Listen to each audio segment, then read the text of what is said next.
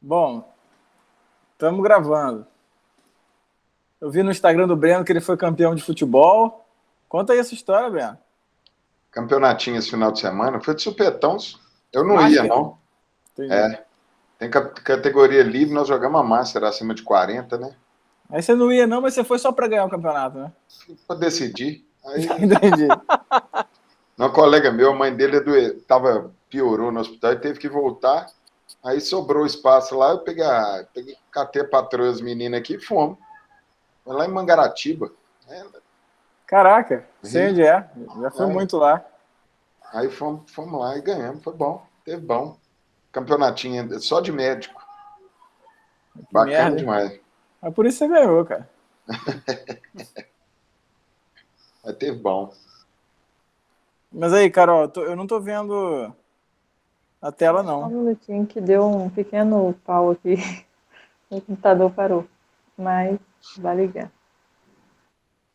Como Agora é que foi o foi, saldo da né? jornada? Foi bom? Vocês gostaram? Conta aí. Aham, foi muito bom. As meninas, na verdade, estavam organizando mais de perto. Acho que mais de cento e poucos inscritos. E o pessoal deu um feedback positivo também. Gostou do Bom, debate, a forma que abordaram, né? Eu, legal. inclusive, estou esperando só.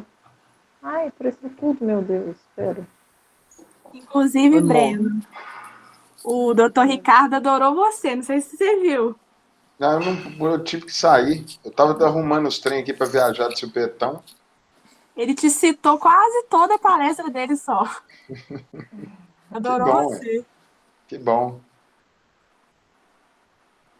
Ai, não acredito que tá mostrando tudo. Peraí, que agora eu vou sair e vou começar de. Eu consigo pegar a gravação da aula, Clarice?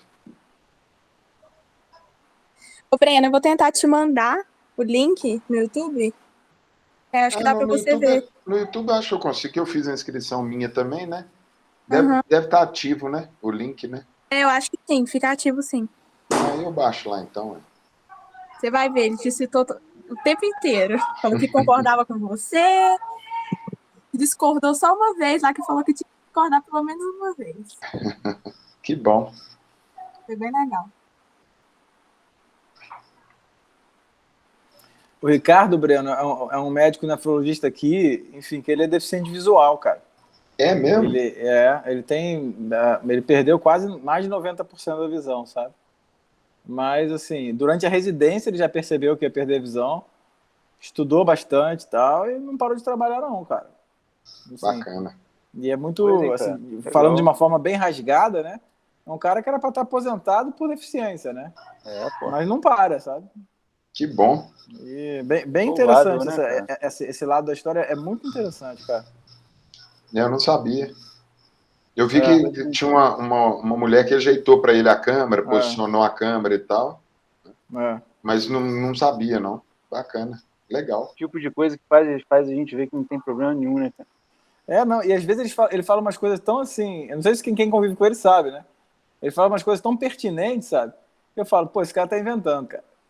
Esse cara tá fingindo que não enxerga. E assim, no nível assim de falar assim, pô, eu tô criando cachorro, esse cachorro aqui é melhor que o outro, sabe? E entendeu? Não, E mas acerta. aguça, né, senhor? Aguça É, os É. outros sentidos, eles hipertrofiam literalmente, né? é, Quando você tem a é, deficiência de um deles, é impressionante. é bem interessante, cara. Teve um dia que ele tirou o óculos escuro dele e começou a olhar assim pra gente na sala, e todo mundo ficou tenso, né? Ele, vocês não estão com essa demarcação certinha de distanciamento, não, né? Todo mundo ficou nervoso, assim. Exatamente, Arruma esse negócio aí. Mas, meu Deus, ele tá exatamente.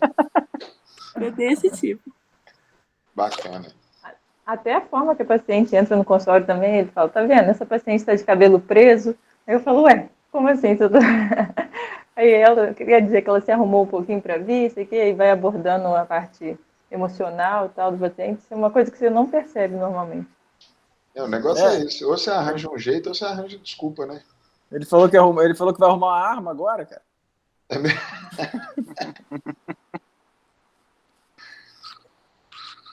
Vamos lá, Carol.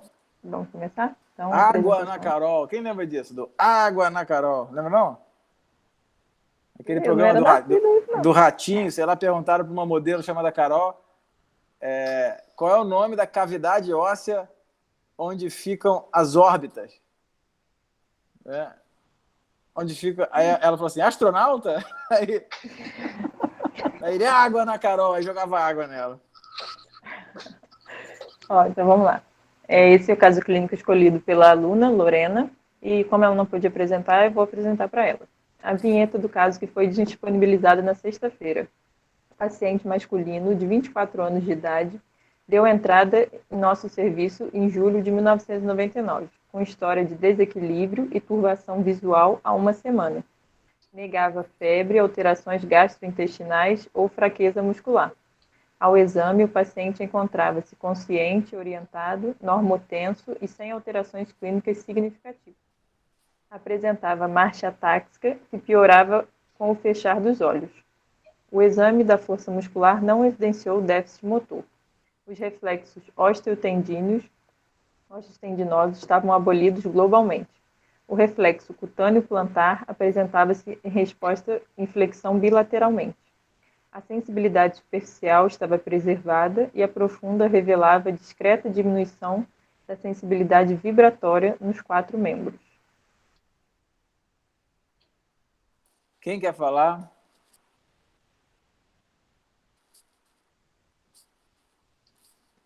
E hoje é neuro, hoje a gente vai ter que pagar alguém para falar, né? Quem quer falar?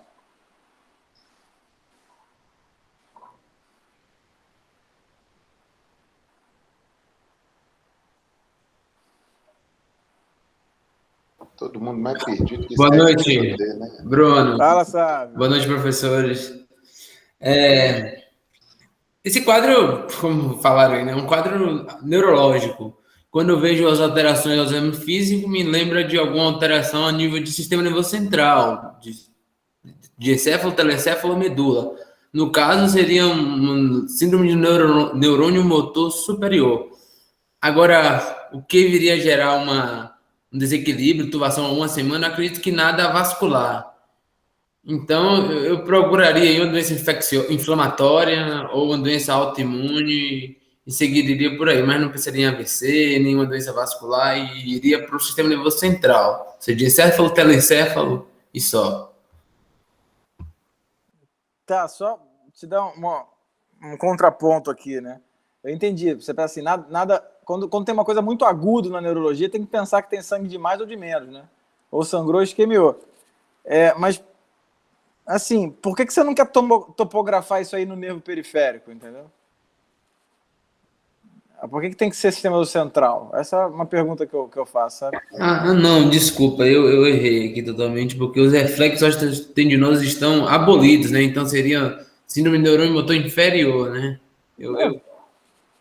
Então, Talvez. aí, seguindo esse raciocínio, teria um acometimento tanto de neurônio motor superior e inferior, aí, sei lá, uma esclerose múltipla, algo do tipo, mas desculpa, eu não entendi, déficit de reflexos abolidos, né? Então é neurônio motor inferior. Calma com esclerose múltipla em caso que tem um surto só, né? Calma. Esclerose múltipla, o padrão é surto e remissão, né? Então, assim, apesar de dar para dar diagnóstico de esclerose múltipla num evento único, né? Calma, né? Então, assim, eu acho que tem que fazer o diagnóstico topográfico e sindrômico. Acho que o principal ponto é esse. Fala aí, Ronan, porra. Não, Brunão, também não tem muito a acrescentar não, velho. Vendo aí essa abolição dos reflexos no Babinski, eu também pensei na síndrome de segundo neurônio motor inferior. O problema é que não teve fraqueza, né, cara? Então, faltou um componente aí da síndrome. E me chamou a atenção que é um quadro no paciente novo, né, de 24 anos. Não sei, todas as vezes que eu vejo algum caso que tá estranho, aí eu lembro das imitadoras que você fala, sabe? Não sei, ele tem marcha atáxica, né? Neurosífilis seria uma possível causa, né? Então talvez valha a pena passar aí nessas doenças. Tá, uma dúvida que eu tenho, até perguntar aí pro Breno também, esse negócio de turvação visual é sempre um negócio que me incomoda um pouco, sabe? A gente não sabe exatamente se é turvação, se é diplopia, né? Às vezes o cara com diplopia começa a achar que tá turvo também. Eu acho que essa turvação visual ela é muito importante nesse caso, entendeu? É realmente turvação ou é diplopia? Porque se for diplopia binocular, muda um pouco o cenário, eu acho. Você não fica meio incomodado com essas turvações? Sem dúvida. É difícil, é a mesma coisa que o paciente fala que tá cansado, né? Eu tô cansado, você acha que tá com dispneia, na verdade é fraqueza muscular, você tem que tentar esmiuçar um pouquinho Muito isso mesmo. específico, né? Mas quando você tem essas alterações, assim, relativamente agudas, né? Uma das coisas que a gente tem que ficar preocupado é alguma coisa que você tem que reverter rápido, né? Então, se você vai precisar pulsar um paciente desse, então você tem que afastar as causas todas, ou tentar. É um paciente que realmente tem alguma coisa esquisita aí, né? Então, é um paciente que você tem que agarrar nele até resolver. Você pode não ter nem ideia do que está acontecendo, igual eu estou aqui, mas tem que agarrar nele, estudar, correr atrás, para poder tentar definir o mais rápido possível, porque pode ser uma coisa que vai piorar e voltar espontâneo, mas pode ser uma coisa definitiva também. Então, quanto antes a gente tentar definir esse diagnóstico aí, melhor. Eu sei que o Guilherme está se coçando para falar aí da ataxia com abolição de reflexo, cara. Fala aí, Guilherme. Não, cara, o que acontece? Cara, lendo o quadro assim, o que me chamou a atenção? Essa marcha táxica. Eu achei que o exame neurológico não está muito claro se esse paciente tem acometimento cerebelar ou não. Fiquei meio na dúvida, porque ele não fala, né, da parte do cerebelo muito especificamente, de diadoxinesia, a parte de coordenação, acho que não ficou muito claro no exame físico. A impressão que eu fiquei desse caso, olhando assim, é que pode ser uma síndrome cordonal posterior, né? E aí são uma coisa que a gente tem que pensar é deficiência de B12 também, né? Deficiência de B12 dá muito isso. Mas assim, esse cara, nessa idade, né? Ele... O que você vai pensar numa deficiência de B12 num cara desse, né? Você vai... se apresenta especificamente com um quadro neurológico somente. Então, assim, eu acho que tem que melhorar essa história, melhorar esse exame físico, mas assim, vamos lá. O que eu penso nesse cara? Em relação a essa questão de turvação visual, exatamente o que vocês falaram, né? Será que é turvação mesmo? Será que tem acometimento cerebelar associado ou não tem? Porque se você pensar em acometimento cerebelar junto com acometimento de visão, será que alguma coisa de circulação posterior pode estar acontecendo, pegando cerebelo e lobo occipital? E aí a gente pensaria em alguma coisa de circulação vértebro-basilar? Não sei, eu fico meio na dúvida em relação a isso. Pensar naquelas síndromes mais... síndromes cerebelares familiares, síndrome cerebelar paraneoplásica, eu acho que não está muito com cara, porque não está muito óbvio o acometimento cerebelar, né? Eu fico meio na dúvida se tem. E normalmente nessas síndromes, às vezes que eu vi, já vi uma síndrome cerebelar paraneoplásica, o quadro cerebelar chama muita atenção, o paciente tem muito tremor de intenção, o paciente tem essas alterações muito mais óbvias ao exame físico, e às vezes a queixa do doente normalmente é essa, ele queixa-se de tremor, pelo menos a vez que eu vi, né? Mas são doenças mais raras também, um cara de 24 anos, tem história familiar, sem nada, assim, pelo menos não está aí na descrição inicial, né? Pode ser que lá Machado Joseph também, né, que tem acometimento familiar, mas assim, eu não estou conseguindo localizar muito bem no cerebelo, não. Eu acho que eu localizaria mais essa doença no cordão posterior. De maneira, assim, se eu tivesse diante desse doente, cara, primeira coisa, fazer um exame físico mais detalhado, principalmente na parte do cerebelo, para saber se tem acometimento cerebelar ou não.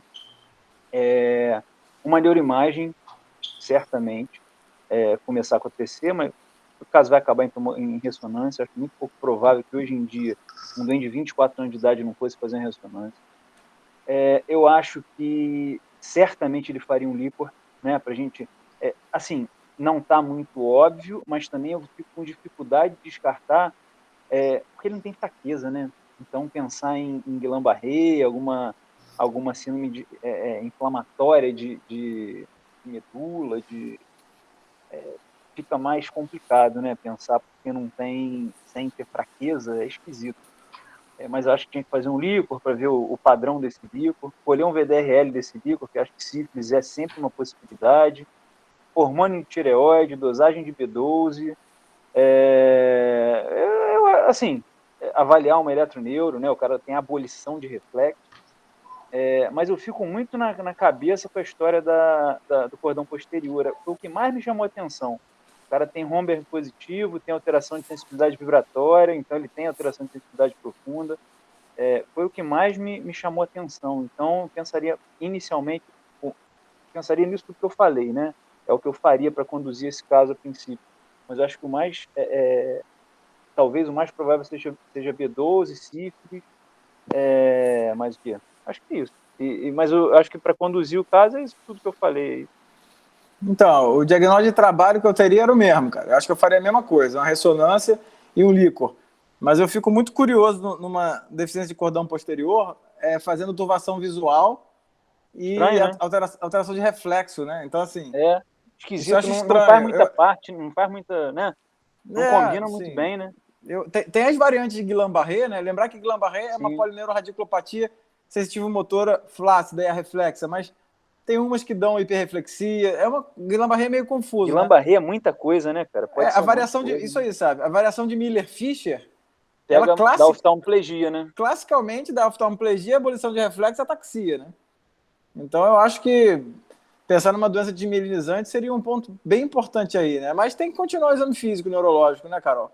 A gente já viu que você passou só e voltou. para falar uma coisa legal, a única Miller-Fischer que eu vi, a doente estava internada, né? Aí o pessoal pediu pra gente fazer plasmaférese, aqui no Pedro Ernesto. Aí a gente fez, foi a primeira plasmaférese que eu fiz. Então aquela expectativa, né, para ver se o doente ia melhorar ou não sei o quê. Aí, porra, sentei lá na diálise, todo animado, não sei, cara, sem sacanagem. Deu 1 hora de plasmaférese, a doente abriu o olho e falou assim, doutor, agora eu tô muito melhor. A doente tava, porra, ela não conseguia abrir o olho, não tava falando, cara. Maneiro demais. Porra, muito legal. Igual mágica, sabe? Igual bruxaria, assim, sabe? Muito legal. Interessante, cara. Nem sempre eu já vi uma Miller-Fischer aqui em Ubá, cara. Que a menina melhorou também. Cara. Melhorou com imunoglobulina, né? Mas a gente chegou a traqueostomizar ela. Eu tava, Bruno, eu vi também. Quem? Essa menina? Aham, tava com você. Na Germana, né? O nome da menina. Isso. Eu só tinha pensado assim, lendo esse caso, só para concluir, eu pensei numa síndrome atáxica. Aí, como tem essa sensibilidade vibratória alterada, eu penso em cordão posterior da medula. E aí eu fui nessa onda aí também, assim, pensando em deficiência de B12, mas assim, descartaria sífilis e HIV a princípio. Olha lá, ó, como é que estava enganando a gente no exame físico, ó. Olha lá, apareceu. O finalzinho, ó, as manobras de índex, nariz e calcanhar, joelho estavam normais. O exame dos nervos cranianos evidenciou paresia do 6º nervo craniano bilateralmente e a fundoscopia revelou discreta palidez de papila bilateralmente, com acentuação da escavação fisiológica. Os demais nervos cranianos estavam normais.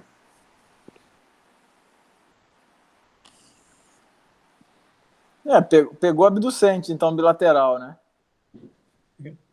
Aí Isso é uma neurite ótica, Bruno? Esse aspecto aí da... Vocês acham que é?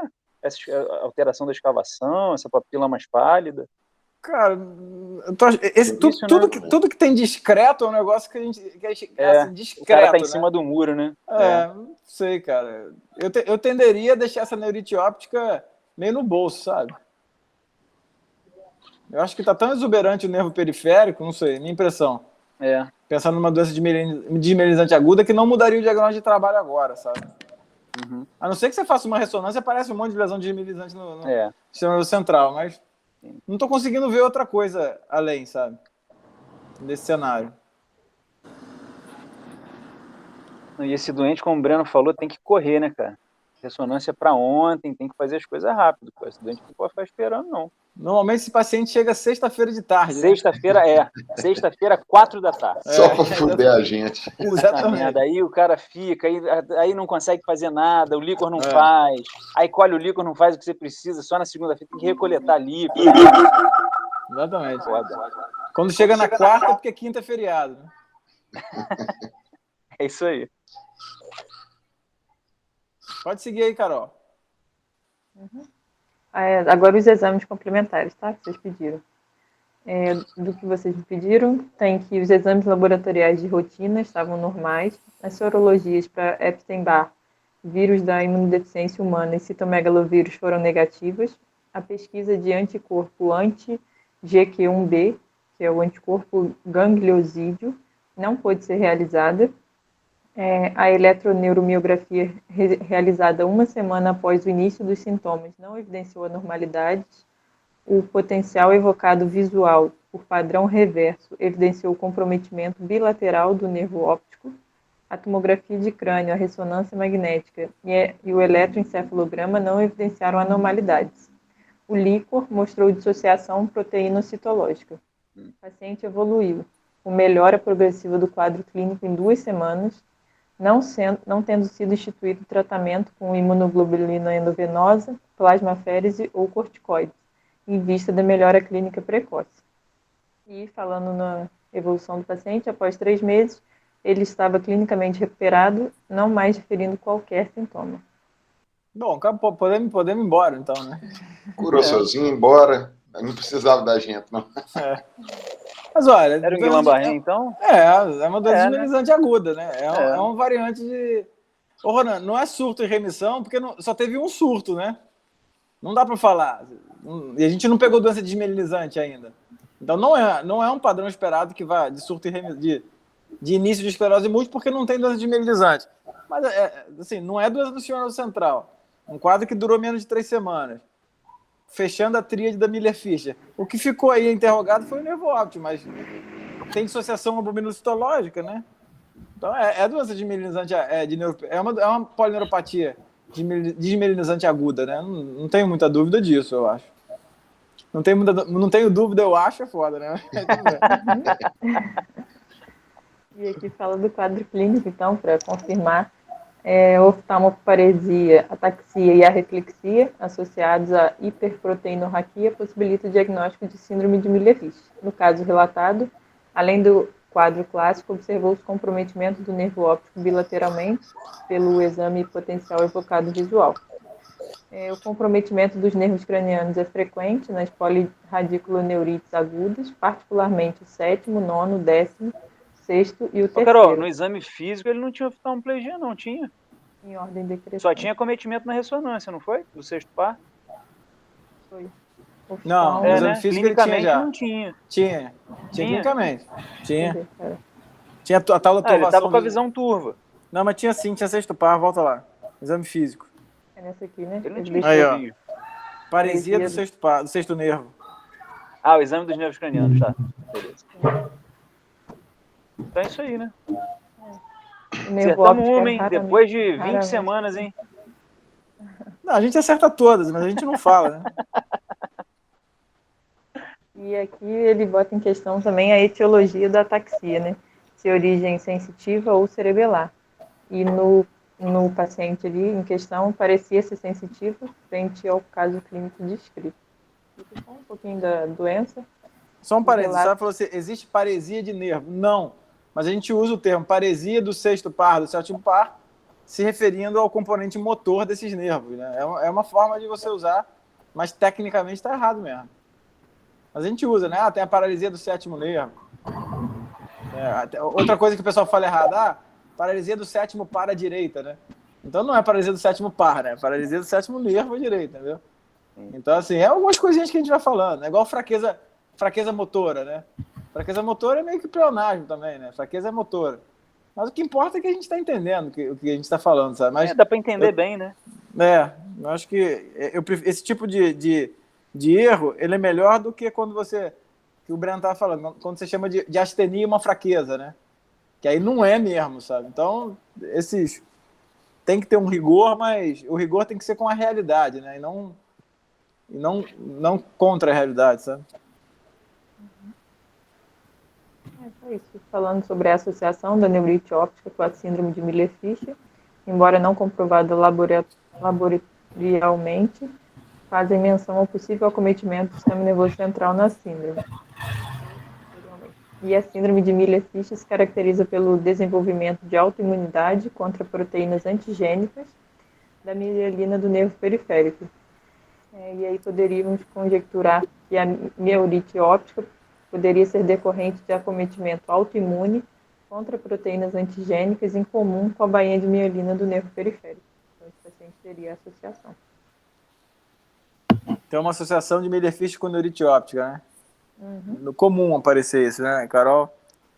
Vem só para ferrar a gente de novo, mas tudo bem. Dessa vez não fui eu que escolhi o caso, já tiro o meu, eu só estou apresentando. Mas é interessante isso, né? Porque você vê, pegar o nervo óptico já é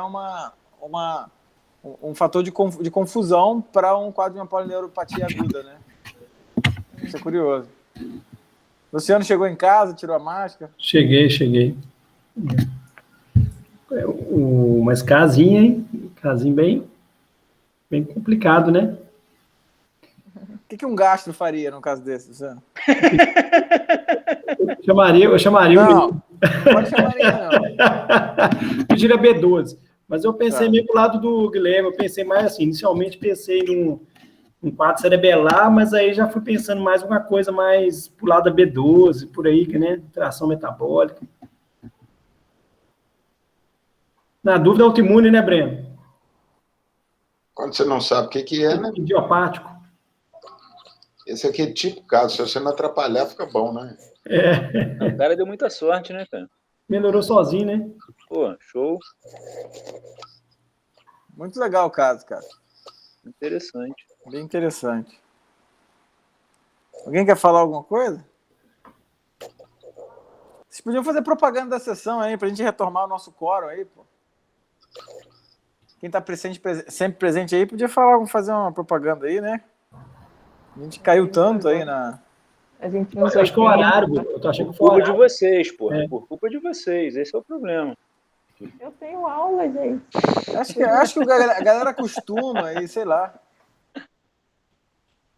A gente pode fazer umas artes novas, né? E colocar no story de todo mundo, marcar todo mundo. Eu acho que vocês têm que dar uma movimentada na sessão, sabe?